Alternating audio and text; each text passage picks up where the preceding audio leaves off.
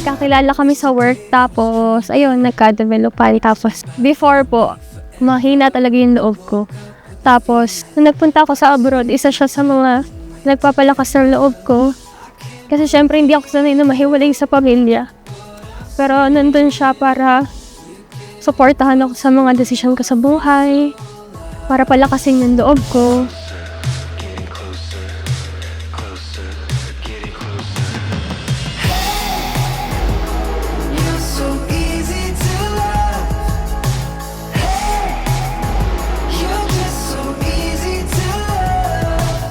Si Mary Ann kasi siya yung tipong babae na pinapangarap ng mga lalaki.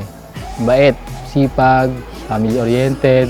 Parang halos lahat ng quality ng isang babae na sa kanya.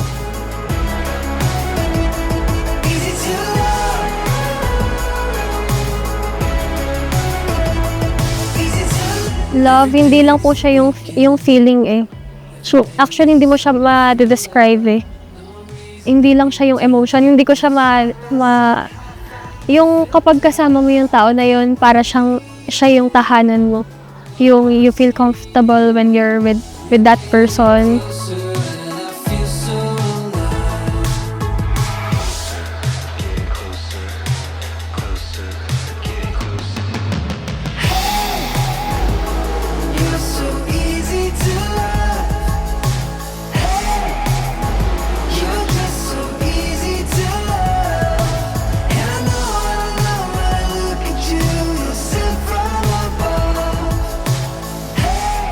Years na tayong dalawa.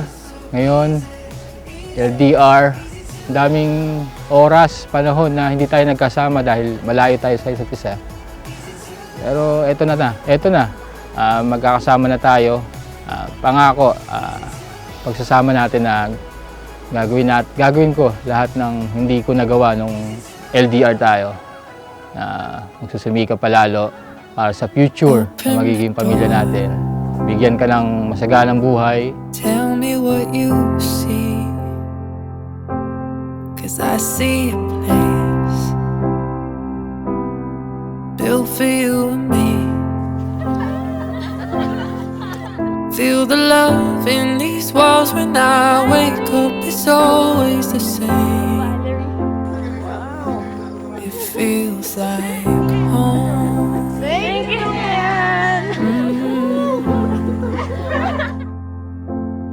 Feels like home.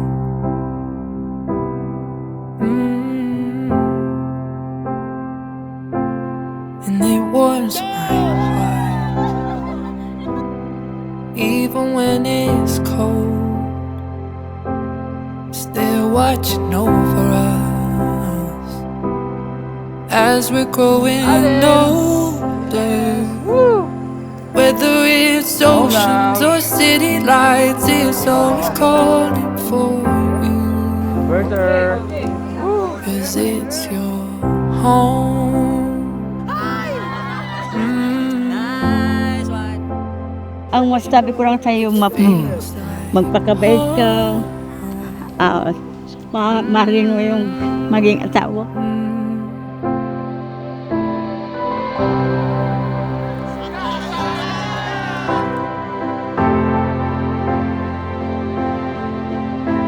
Mag-iingat ka lagi eh. Lagi kayong magmamahalan at mag-uunawaan. Yun lang. Huwag ka na umiyak. Wala iiyak. Salamat po sa Wala iiyak. ayaw, pag umiyak.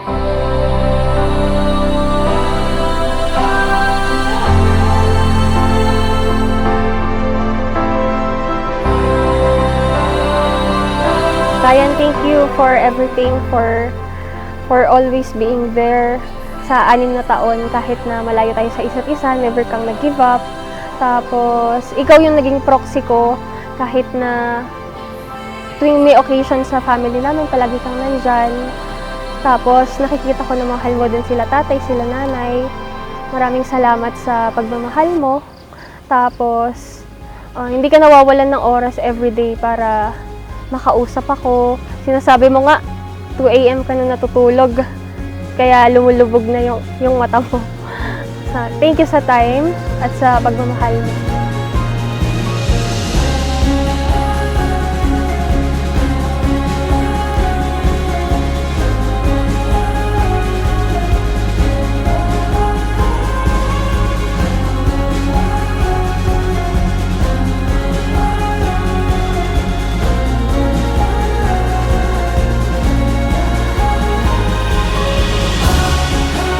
kailan lang na magkasama tayo sa trabaho, way back 2018. Sino mag-aakala na eto tayo ngayon, ginasal, magkasama tayong dalawa. Ayun, parang panaginip sa akin hanggang ngayon na maikasal sa'yo.